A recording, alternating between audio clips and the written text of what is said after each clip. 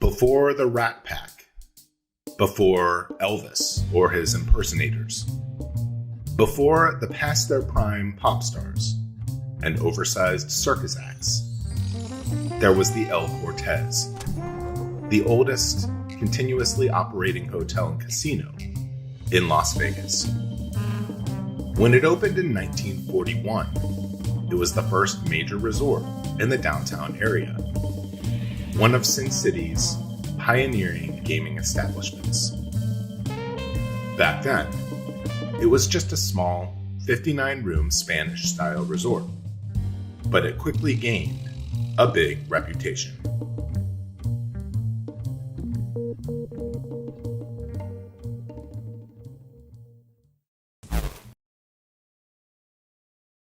In 1945, the El Cortez was bought by the legendary mobster Benjamin Bugsy Siegel, along with other investors, for a cool $600,000. Though Siegel was a feared icon, he was also one of the founders of modern Las Vegas, helping to establish casinos like the El Cortez and the higher-profile Flamingo. He built them in partnership with mobsters he knew from New York.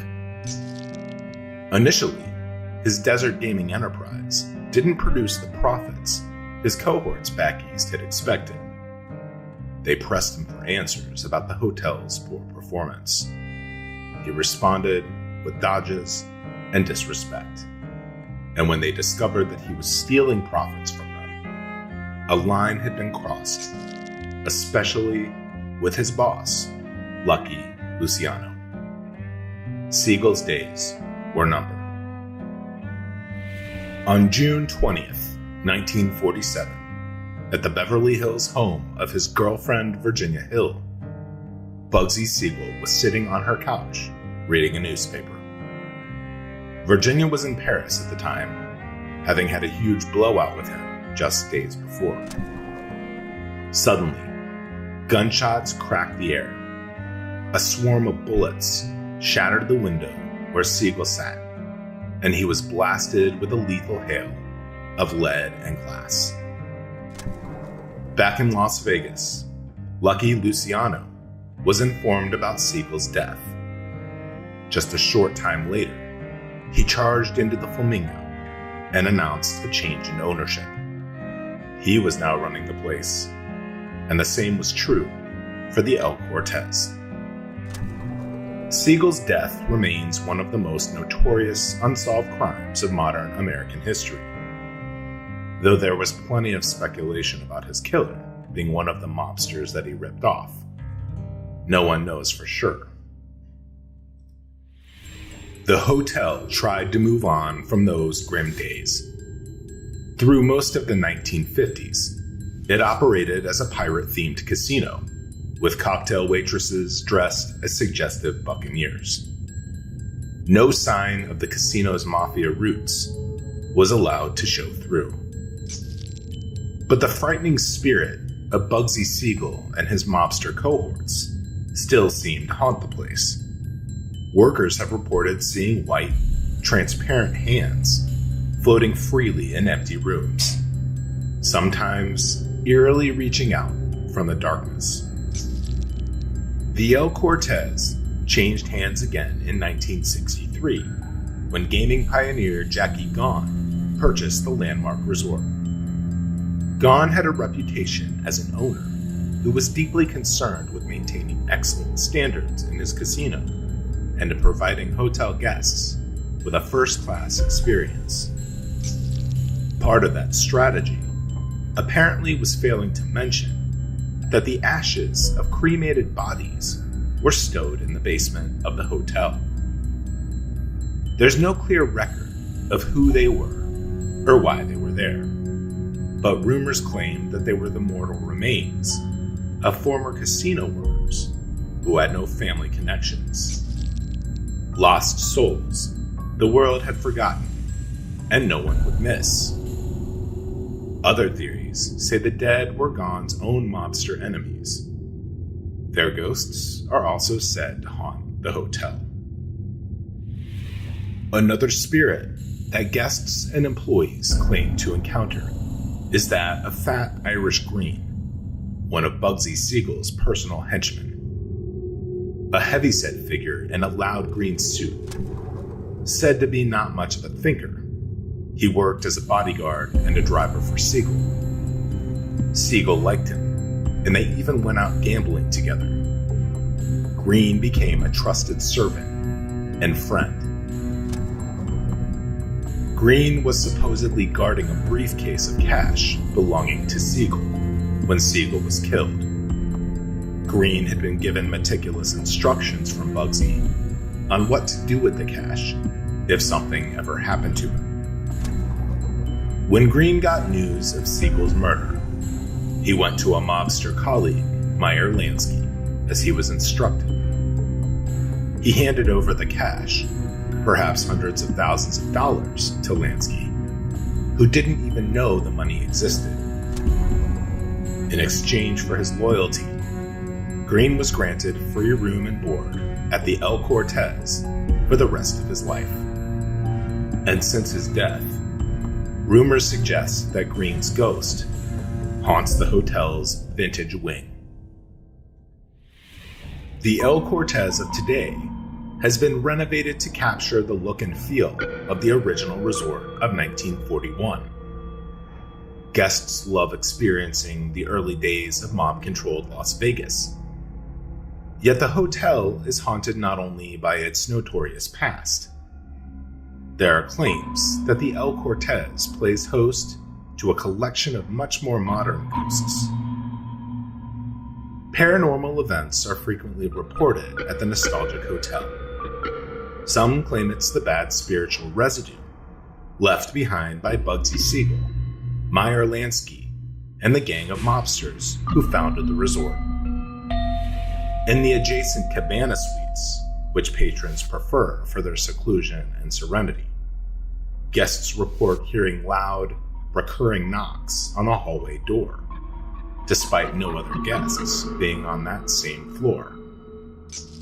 Others have seen shadowy figures in dark corners of empty rooms, hazy shapes that seem to crouch quietly in the dim light until they're sighted. Then they vanish. Death still stalks the grounds. As recently as 2021, a patron shoved an El Cortez security guard to the ground. The guard struck his head and died, and the offender was sentenced to 28 months in prison. These tales of death chill the bones of hotel staff, some of whom fear venturing into parts of the building, especially the basement. One recent basement story says a hotel worker went down to the dimly lit level, and when he stepped out of the elevator, he saw an open door. From inside the unlit room, he heard water running through a pipe, something he had never heard before. Then he heard someone in the room, which was completely dark. As he approached the half-open door and started to push it open, a big white male hand groped at him from the blackness. The worker backed off, apologized for intruding, then pushed the door completely open, allowing light to spill in. The room was empty. There's no way to predict when or where a spirit might make an appearance at the El Cortez Hotel. In the spirit of the city, you just have to book a room, play a table, and take a gamble. My name is Scott, and thank you so much for watching. We're a group of curious and passionate humans creating documentary-style content for those who share our curiosity, ask questions, and seek to dig deeper in a world where almost everything isn't quite what it seems. We are Mystery Syndicate. If you like what we do, please consider subscribing to our YouTube channel, leave a comment, and give this video a like. and to be notified when we post new videos. Hit that notification bell. Also, check us out on Facebook, Instagram, Twitter, TikTok, and for exclusive merchandise and our blog, visit our website at www.mysterysyndicate.com. And for those that wish to support our channel, please visit Mystery Syndicate on Patreon. We have a variety of new patron tiers with tons of great benefits. If you want to see your name on a future video, be sure to check it out. From all of us at Mystery Syndicate, thank you again. We sincerely appreciate your support.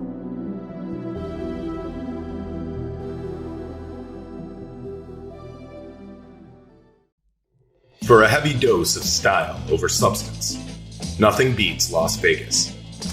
The showy shows and the sounds of money being happily lost create an alternate reality inside massive casino hotels like the MGM Grand.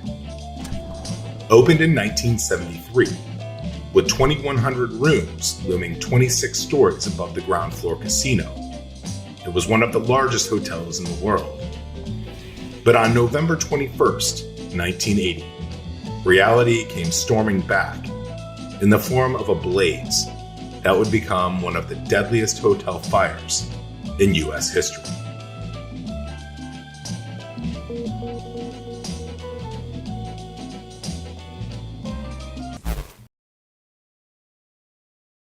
By 1980, the MGM Grand had been a successful operation for 7 years, doing a brisk business on the Las Vegas Strip. But the building was designed with only the most minimal safety standards of the time. In 1979, the construction codes were improved, but hotels that opened before that year weren't required to meet the new standards. The city's fire chief publicly expressed worry about this, but the governor of Nevada claimed it was unfair to require hotels to meet codes that weren't on the books when they were built. Despite the concerns and the pressure, MGM refused to update their sprinkler system, given the high price tag. They put in only what the law required. Worse, a recent inspection revealed that they were guilty of many fire violations. 2 months after those offenses were documented, only 20% of them had been fixed. On November 21st, 1980, there were about 5,000 people inside the MGM casino. At 7:07 that Friday morning, a tile crew was inspecting the kitchen of a hotel restaurant and bakery, a place called the Deli, which wasn't yet open. It was then that a crew supervisor spotted a strange, wavering light. He entered the deli's kitchen and found the light was radiating off of flames working their way up the wall of the room. There were no sprinklers in this section of the building. Most of them were in the money counting area. A bakery employee was shocked to see smoke curling out of the ceiling vents. Then the lights went out. The worker notified security on an internal phone, and they immediately contacted the Clark County Fire Department. Then the employee desperately searched for a hose or fire extinguisher, but he couldn't find one. The cause of the fire was a flaw in the wiring of a display cooler for pastries. It had an old, unsafe design where a copper refrigeration pipe ran alongside an electrical cable. Vibrations from a poorly secured fan in the cooler caused the pipe and the cable to rub against each other. Over time, the cable's insulation wore away, and electrical sparks would eventually ignite the fire. The fire had been smoldering for hours before it was discovered. When workers opened the doors to the deli, the fresh waft of air sent a ball of flame through the restaurant and into the main floor casino. It first lashed into the lobby and began searing away the wallpaper. It's thought the fire shot upwards at some 17 feet per second. There was no outlet for the smoke in the main room. The ventilation system funneled black billows of smoke throughout the hotel and right up the 26-story tower. All vertical spaces from elevator shafts to stairwells to ventilation ducts quickly became chimneys. The hotel switchboard operators had only moments to tell casino patrons about the fire before they themselves were overwhelmed and had to flee. They had no time to alert the other hotel guests. Ventilators and elevator shafts above the casino and restaurant level allowed the smoke to spread unhindered. Guests still asleep in their beds died without warning. Those who managed to get to the elevators found there was no way to make them return to the main floor during a fire, so they couldn't escape. 10 guests were found dead in one elevator car. The fire was now building into a roaring fireball. One of the major escape routes, the Ziegfeld room, could not be used because it was chained from the outside. A slot mechanic in the main casino dropped to his knees to avoid the toxic smoke and crawled toward the exit, grabbing cards, coins, and chips as he went. Whole sections of the casino had no fire sprinklers at all and were completely consumed. 4 minutes after its discovery, the firestorm blew out the glass entrance of the hotel, sending out shards and flames. Within 6 minutes, the entire ground floor casino was a blazing inferno. 18 patrons would die in the casino alone. Some panicked guests confronted locked fire doors, blocking their escape. Those who managed to prop them open got through, but opening the doors allowed the deadly smoke to spread. The same thing happened when guests stuck in their hotel rooms smashed open the windows to get fresh air. It allowed the denser smoke rolling up the outside of the hotel to blow in. Meanwhile, pedestrians on the sidewalk below were showered with shattered glass. The fire department arrived only 2 minutes after getting the call, but they were hampered from the start. Their ladder only extended to the 9th floor, leaving most of the hotel patrons unreachable. Some desperate guests tried to climb down on a rope of bedsheets, while a construction worker helped others clamber onto an outside scaffolding that was in place for a hotel expansion. Another man escaped on a rope slung from his balcony. Over 200 firefighters arrived on the scene, but the relentless flames and smoke moved so far, so fast, it was out of control the moment they showed up. As they poured into the blazing casino near the elevator, they reported having to crawl over mounds of, quote, stuff to reach the flames. That stuff turned out to be dead patrons who were overtaken by the smoke. Firefighters said it was chaos, like the fog of war. They were unfamiliar with the layout of the casino, which slowed their rescue efforts, and the smoke was blinding. They were too late to reach most of the victims, half of whom died in their rooms of toxic smoke and carbon monoxide. Many were still asleep. Helicopters flown in from Nellis Air Force Base evacuated about 1,000 victims from the roof of the hotel. But many of the charred bodies being airlifted were already dead from breathing noxious fumes. Across the street, the Barbary Coast Casino was converted into a makeshift evacuation center. 2 large refrigerator trucks served as morgues to preserve the bodies for identification. When the governor inspected the site the next day, he called it hell on earth. A total of 87 people died that day, and 650 people were injured, including 14 firefighters. Most of the deaths were on the upper floors and the stairwells, where all the doors were locked, trapping both the smoke and the fleeing guests. Only one person died of burns, one other in a fall trying to escape out a window. The loss to the casino was $1 billion. To add insult to injury, the hotel ruins were looted for jewelry and singed cash. And only 81 days later, another fire broke out at the Las Vegas Hilton. 8 died in that event. The 2 tragedies spurred officials to enact dramatic reform across the state. Modern fire codes were soon applied to older structures, and the MGM itself reopened with all new safety standards the next year. It even opened a second hotel tower in 1981 and had since declared itself the safest hotel in the world.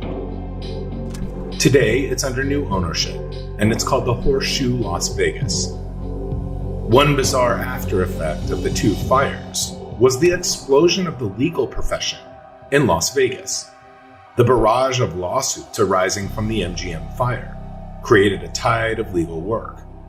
At one point, almost every lawyer in the city was working on the MGM disaster. My name is Scott, and thank you so much for watching.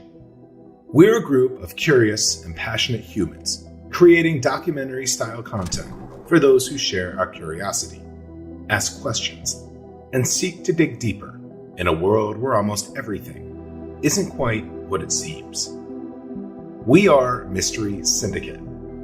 If you like what we do, please consider subscribing to our YouTube channel, leave a comment, and give this video a like. And to be notified when we post new videos, hit that notification bell.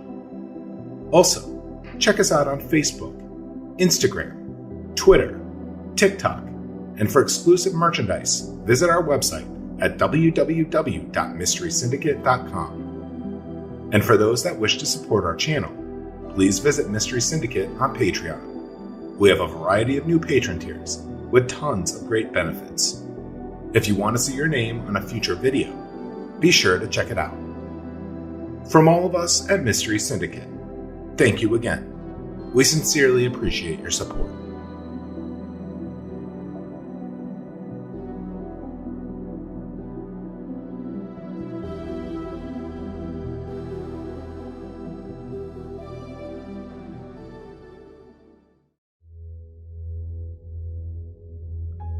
Las Vegas wears its glitter like a disguise, a sequin-covered mask hiding a snarling, blood-stained face. Beneath the neon smiles and the clinking cocktail glasses lies a city built on bones, betrayal, and blood money.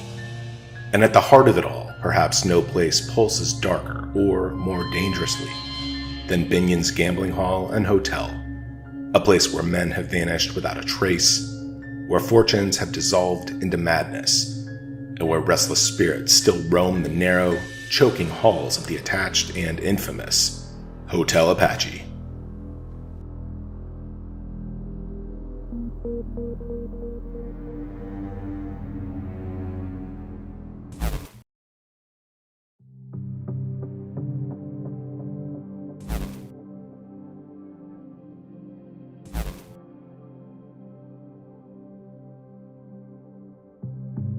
To understand the evil that festers in the walls of Binion's, you have to begin with the man who summoned it into being, Lester Ben, or Benny Binion, a Texas-born gangster with a silver tongue, a razor grin, and a trail of corpses behind him.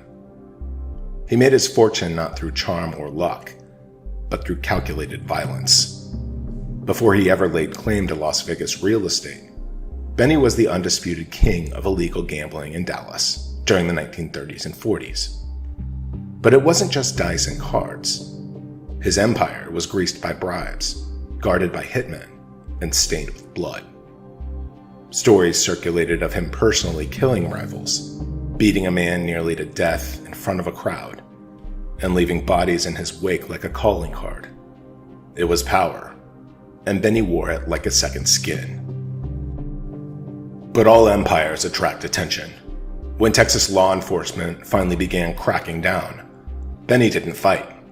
He simply packed up, fled east, and made his move to the one city depraved enough to embrace a man like him, Las Vegas. In 1951, Benny purchased the El Dorado Club and the aging Hotel Apache, transforming them into the now infamous Binion's, a new kind of casino where the rules were different.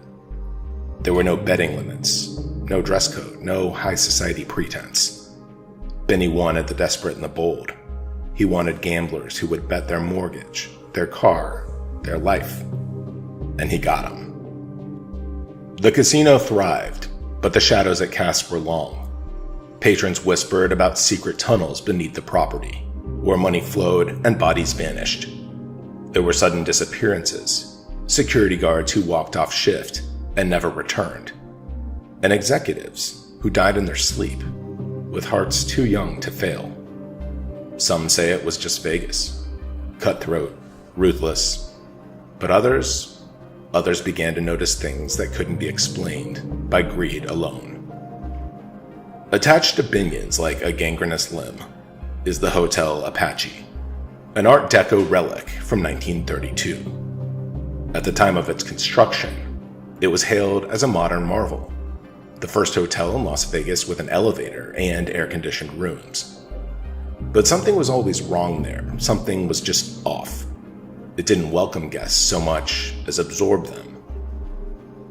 Almost immediately, the Hotel Apache gained a reputation for tragedy.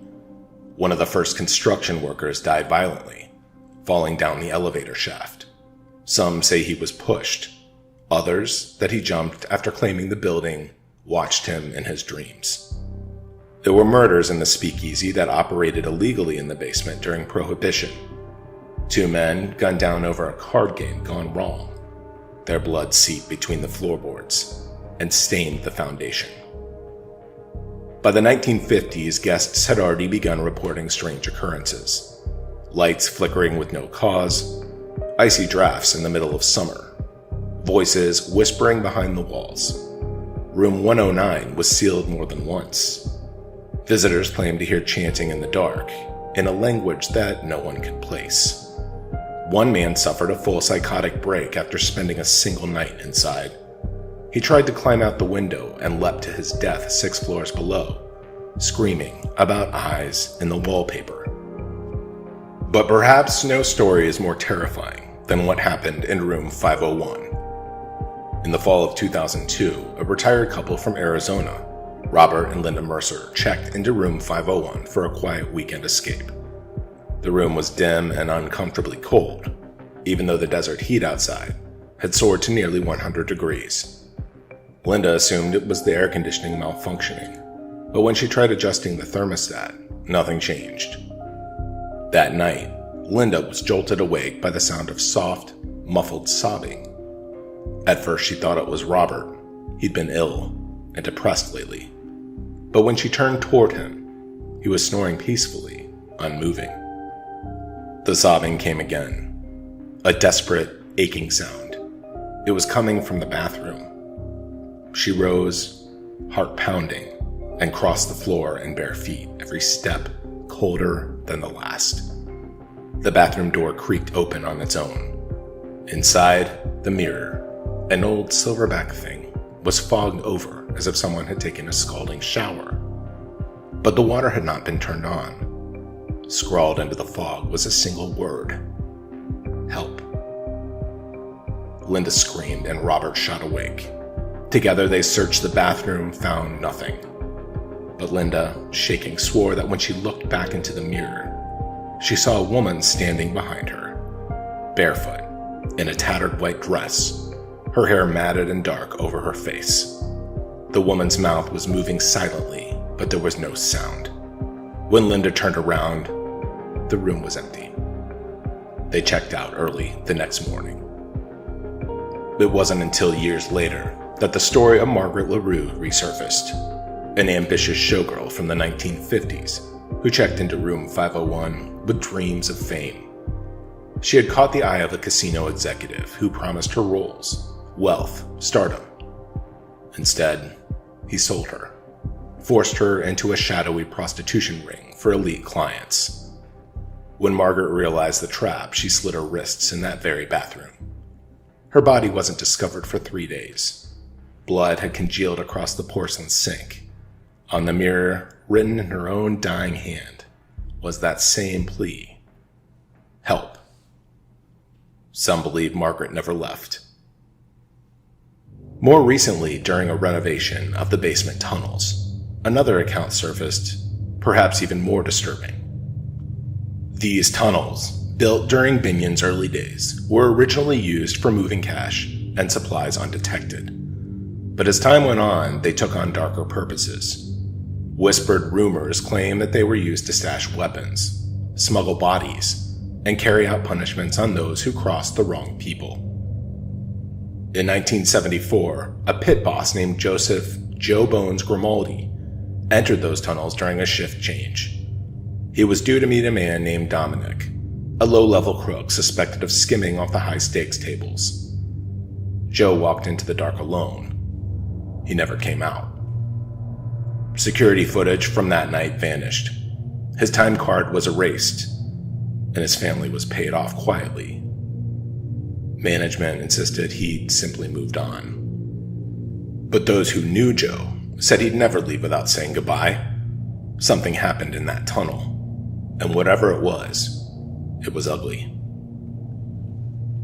Decades later, in 2007, electricians opened a sealed portion of those very tunnels during repairs. Almost immediately, one man, Tony Ruiz, began to act strangely. He spoke of hearing footsteps behind him when no one was there. Whispers from vents, breathing in the dark. Then, one night while doing a solo inspection, Tony froze. He saw a figure at the far end of the tunnel.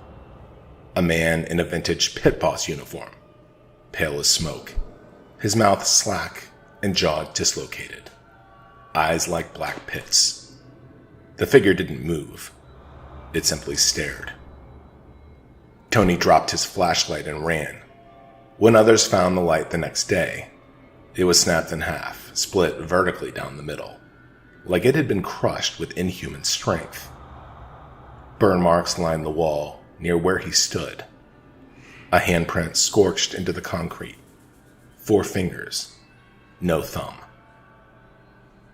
Needless to say, Tony never returned. And he's not alone.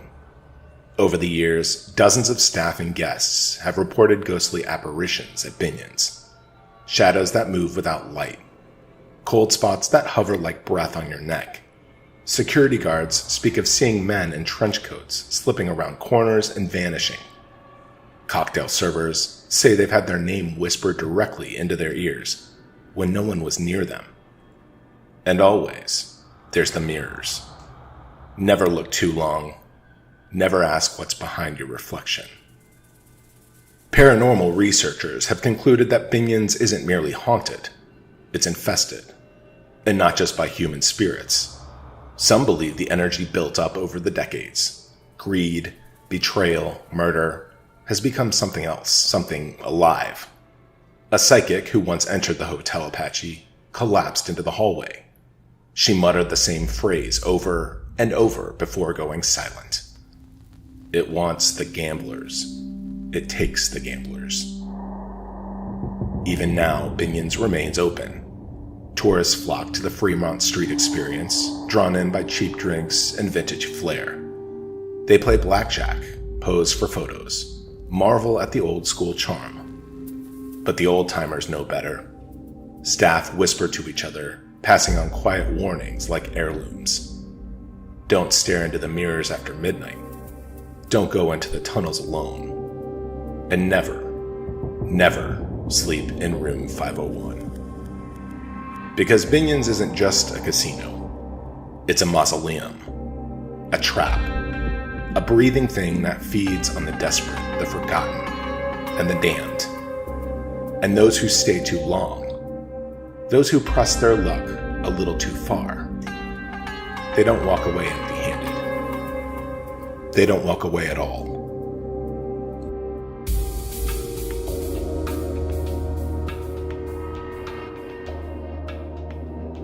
My name is Scott, and thank you so much for watching. We are Mystery Syndicate. If you like what we do, please consider subscribing to our YouTube channel. Leave a comment and give this video a like. And to be notified when we post new videos, hit that notification bell.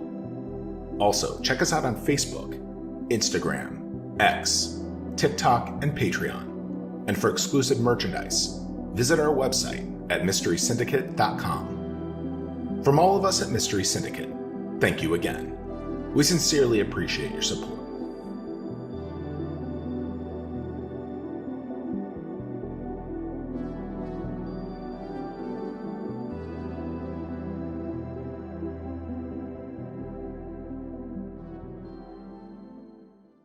The Las Vegas Strip is the site of some of the most iconic buildings in America.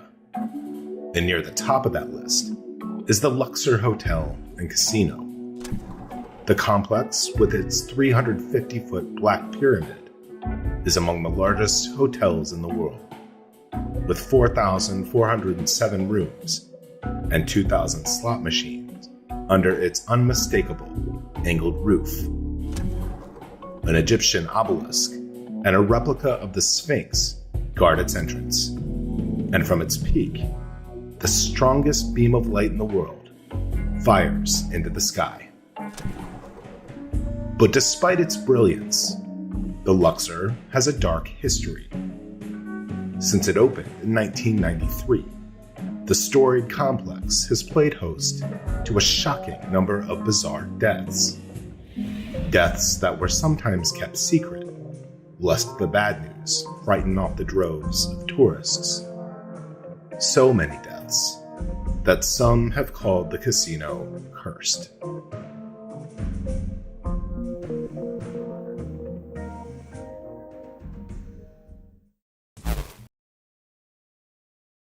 Reports of deaths at the site first came about during the hotel's construction, when the rumored deaths of several workers on the project were deliberately kept from the headlines.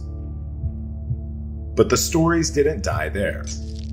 In the years that followed, visitors would report sightings of ghostly figures throughout the hotel.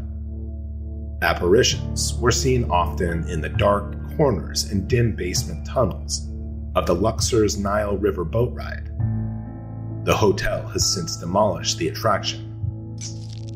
Only 3 years after the hotel was completed, the Luxor experienced its first public death.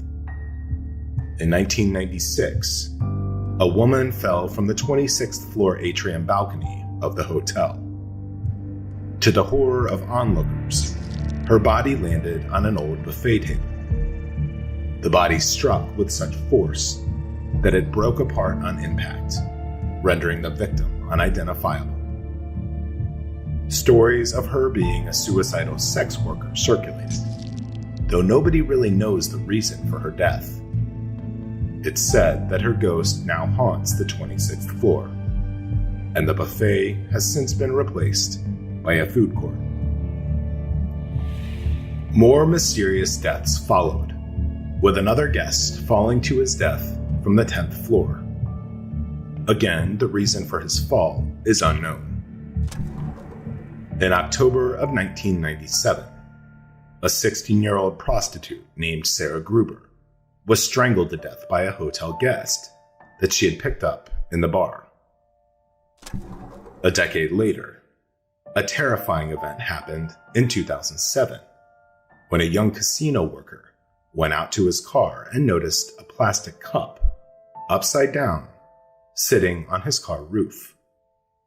When he lifted it up, it exploded, immediately killing the worker. Casino operations continued without interruption. 2 men were later tried and convicted for planting the bomb, but no motive was ever found. In 2010, a famous incident involving mixed martial arts fighter Jason Sindelar made headlines. Sindelar was involved in a public altercation with his girlfriend at a party. He was drunk and was making a scene. A UNLV football player named Demario Reynolds, who was also a guest, asked Sindelar to leave the party. Sindelar then tried to grab his girlfriend by the throat and hit her. Reynolds restrained him with a bear hug until the man calmed down. When Reynolds released him, Sindelar started throwing punches and then stormed out of the party. But a short time later, he would return. He confronted Reynolds and slammed his fist into the man's face with such power that Reynolds collapsed to the floor and never regained consciousness. A court later ruled that Reynolds died from an overdose and not from the blow by Sindelar. Just 2 years later, an airman from nearby Nellis Air Force Base got into a fight with another airman in the lobby of the Luxor. One man shoved the other back against an open elevator door, and there was no car in the shaft. The victim plummeted 25 feet down the empty shaft to the basement. Sources say he died from the fall. Later that same year, Luxor's water supply was stricken by Legionnaire's disease, resulting in the deaths of multiple hotel guests. These strange and violent deaths have generated a steady stream of ghost stories about the property, and some of the spirits have become familiar faces. On the 12th floor, guests report being asleep in their room, only to wake up startled, fighting for air, and fending off the sensation of being choked. Others have said they felt a phantom hand sweep across their face in the darkness, while others have reported seeing the ghost of a mysterious blonde woman hovering over them. The unsettling blonde apparition is among the most frequently seen in the hotel. However, nobody seems to know who she is. Many ghosts have been attributed to the special exhibit that opened at Luxor in 2008. The Titanic exhibition is an ambitious museum that includes reproductions of rooms from the doomed ship. Visitors claim to have seen a shadowy figure standing on the brilliant replica of the Titanic's grand staircase. The museum also includes over 250 actual artifacts recovered from the sea floor, many of them personal items belonging to the ill-fated passengers. Luxor visitors often report what they believe to be the spirits of the owners drifting around the lost artifacts. Elsewhere, the ghost of the great ship's lookout, Frederick Fleet, has frequently been seen on the exhibit's promenade deck, gazing into the darkness for survivors of the tragic voyage. The notorious history of the property certainly begs the question as to why the Luxor has attracted such bad karma. And there is no shortage of theories. Most often, these terrible events are blamed on the structure of the hotel itself and the occult associations with pyramids. Named for the temple complex in the Egyptian city of Thebes, Luxor was originally designed to be a family-friendly slice of ancient Egypt on the Vegas Strip. But the original pyramids were burial shrines to great pharaohs. They had religious significance, and many think that the casino is cursed for not respecting the integrity of the architecture it impersonates. Some even claim that ancient Egyptians built sphinxes on either side of their great pyramids, one to guard the east entrance and one to guard the west. The Luxor has only one sphinx facing east, so some say it's not fully protected from evil spirits.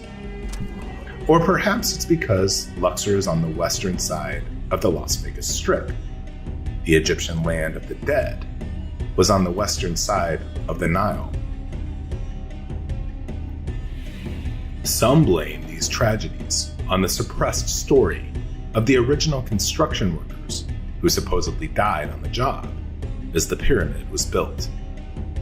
Of course, the display of personal artifacts from the Titanic's passengers aren't helping the situation either. Still, others suggest the first few deaths in the hotel inspired mobsters to use the Luxor as a place to knock off their own victims, figuring more deaths wouldn't get so much attention. Seers and prognosticators all have theories involving mysterious beings and forces of the unknown. But it's also possible that these strange Luxor deaths are simply due to something that the residents of Las Vegas know is all too real: a run of bad luck. My name is Scott, and thank you so much for watching. We're a group of curious and passionate humans creating documentary-style content for those who share our curiosity, ask questions, and seek to dig deeper in a world where almost everything isn't quite what it seems. We are Mystery Syndicate. If you like what we do, please consider subscribing to our YouTube channel, leave a comment, and give this video a like. And to be notified when we post new videos, hit that notification bell.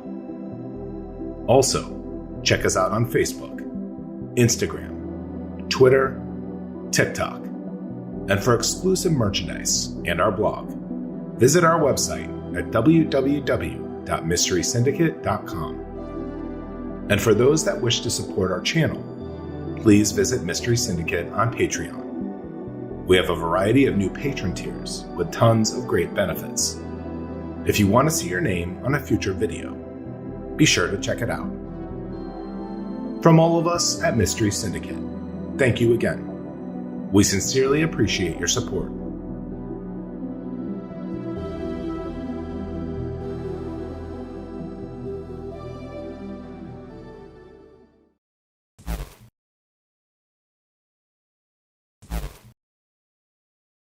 Do you know Primm? This unincorporated community in Clark County, Nevada, formerly known as State Line, was known for its location on Interstate 15 at the Nevada-California border.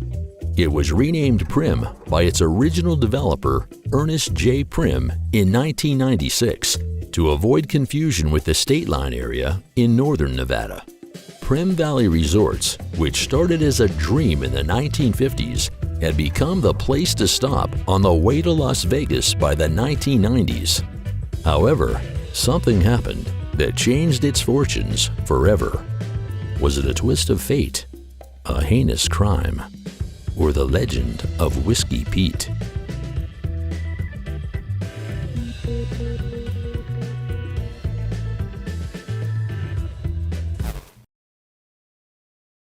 The economy that supports the community relies primarily on its three casinos, the Primm Valley Resorts, which include Buffalo Bill's, Whiskey Pete's, and Primm Valley, which in its heyday attracted gamblers from Southern California itching to get lucky as they would stop before reaching Las Vegas, 40 miles, 64 kilometers to the north, or on the return to California for one last spin of the wheel before leaving Nevada. The casinos employ most of Primm's residents, which in 2000 was a whopping 436. However, the Las Vegas Review-Journal now states that as of 2007, the population is 1,132. Primm also has a store just over the California state line that sells California state lottery tickets and games, including the Multi-State Powerball and Mega Millions games, mainly to Nevada residents, as their constitution prohibits a state lottery. Buffalo Bill's Resort and Casino offered a variety of rides and attractions in addition to gaming, retail, and dining. One of the most notable was the 200-foot roller coaster Desperado, the tallest and fastest steel coaster in America when it opened in 1996. The ride goes over the casino's interior and exterior and features a 200-foot drop through the roof of the casino. The casino also has a log flume ride inside. Pete McIntyre owned a gas station at the state line in the 1920s. McIntyre was having a hard time making it in the gas business, so he decided to start bootlegging alcohol. Pete was known to be a cantankerous moonshiner, the type of guy who didn't take crap from anyone. Primm historians remember him as Whiskey Pete. Local legend has it that his desire upon his death was to be buried in a vertical coffin, standing straight up with a bottle of bootleg whiskey in his hands, so he could have a drink while he watched over the region. Around 1994, while workers were building a connecting bridge from Whiskey Pete's to Buffalo Bill's Hotel and Casino on the other side of I-15, it appears that Whiskey Pete's unmarked grave was exhumed by accident. Bruce Sedlicek, the project coordinator, said, "There wasn't much left. The tractor caught the edge of the box, and the skull popped out. Whiskey Pete was staring up at us." The exact burial site was unknown, because tombstones marking the grave were mysteriously stolen. The remains were relocated and are now said to be reburied in one of the caves where he cooked his moonshine. Primm began as the dream of Ernest Primm, who bought 400 acres at the border for $12,000 in the 1950s in an area initially called State Line. The federal government deeded him 400 more acres, and he built a small 12-room motel and a coffee shop in the mid-1970s. He put in slot machines, and people started to come. Primm died in 1981, and his son Gary Primm built the casino hotels you can now see from the highway. The motel became Whiskey Pete's in honor of the local gas station owner and entrepreneur who bootlegged whiskey. Gary built Primm Valley. Originally called Prima Donna in 1990, Buffalo Bills came next in 1994. The 1990s were Primm's heyday. Back then, it wasn't a town to pass through. It was a place to stop and stay for a while. Today, about 600 people live in the Desert Oasis apartments, built when MGM Mirage owned the properties, and the adjacent Primm Valley Golf Club from 1999 to 2006. Primm has many exciting attractions that make it worth a visit, although many travelers may simply pass right through today. Primm Valley, the 3 large casinos in Primm, are at the desert border of California and southern Nevada. They are Buffalo Bills Resort and Casino, Whiskey Pete's, and Primm Valley Resort. Remember the 200-foot roller coaster Desperado, the tallest and fastest steel coaster in America, when it opened in 1996. The ride goes over the casino's interior and exterior. The casino building also has the log flume ride inside. There are the fashion outlets of Las Vegas at Primm, a large outlet shopping mall, the Flying J truck stop at Whiskey Pete's, a Tesla supercharger station, convenience stores, and restaurants. Other activities in Primm include 2 championship-caliber golf courses, Bonnie and Clyde's Death Car, and the Lotto Store. Buffalo Bills is also home to the Star of the Desert Arena, a 6,500-seat arena created for concerts and special events.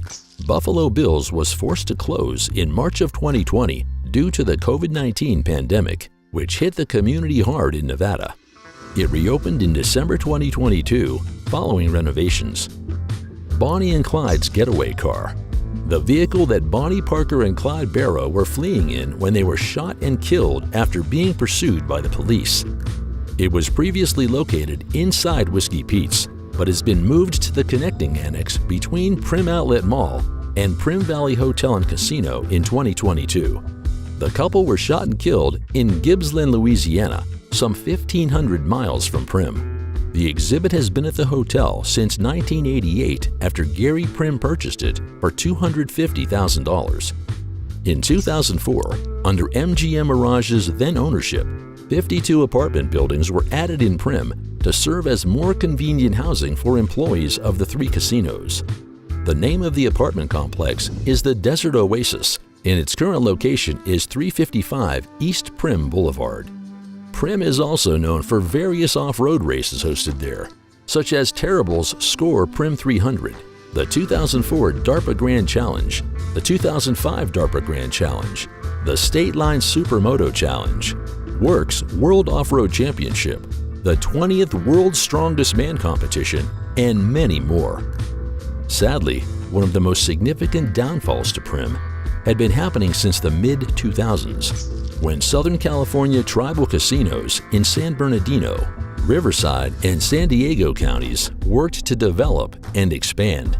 This almost eliminated Primm's most consistent flow of customers. Once a massive draw for visitors to Primm and having over 58 stores and restaurants, the outlet mall attached to the Primm Valley Hotel and Casino, a 370,000 square foot beast, went through a foreclosure and several owner changes during the recession. It was sold in 2021 for $400,000. Sadly, as of 2023, it now has just 3 tenants and an uncertain future. Affinity Gaming, privately owned by Z Capital Partners of New York City, is rethinking and renovating all 3 Primm Valley casinos, Whiskey Pete's, Buffalo Bills, and Primm Valley to bring back Southern California business by infusing new life into the destination. However, as of this recording, on November 20th, 2023, Buffalo Bill's is the only casino hotel open. Primm Valley Resort and Casino and Whiskey Pete's Casino are closed with no further information. But could this have been part of Primm's downfall as well? One would think that even at the height of popularity, the Primm Valley resorts had to be tarnished by the heinous murder of 7-year-old Charisse Iverson on Labor Day weekend in 1997. Charisse was there with her father and 14-year-old brother. She was whiled away for about 3.5 hours after being dropped off just after midnight. She was supposed to stay in the arcade with her brother. At the same time, her father, Leroy Iverson, gambled in the casino upstairs. However, as 7-year-olds do, she wandered out into the casino several times. At about 1:33 a.m., hotel security paged for someone to collect her. Her 14-year-old brother claimed her, but then just let her go again. Later, at 3:48 a.m., Charisse enters the women's restroom near the arcade, and that's when 18-year-old Jeremy Strohmeyer followed her in. His friend David Cash hung around outside the door, watching. Strohmeyer covered her mouth and dragged her into an accessible stall where he sexually assaulted her. He then decided that his only option was to strangle her. This adopted boy from a wealthy family from Long Beach, California, was so cold-blooded that he walked out like nothing had happened. 5 minutes later, he and his friend were seen on surveillance talking to 2 girls in valet parking. He was arrested a few days later in Long Beach and extradited to Las Vegas. It was a death penalty case. However, Strohmeyer didn't go to trial, as he confessed and made a deal for a life sentence without the possibility of parole. Las Vegas homicide detective Phil Ramos said that he was mad at God as the horrific crime scene tested his faith. After all is said and done, there's a ghostly legend surrounding Whiskey Pete's Hotel and Casino in Primm, Nevada, that says old Whiskey Pete himself haunts the place. Patrons and staff alike have reported the unnerving feeling of being watched. As they look around, they spot an elderly man wearing old-fashioned Western wear who promptly vanishes before their eyes. The legend says that Pete still haunts his former property because his grave was disturbed during the construction of the resort, and he wants everyone to know that he's still around, keeping an eye on things.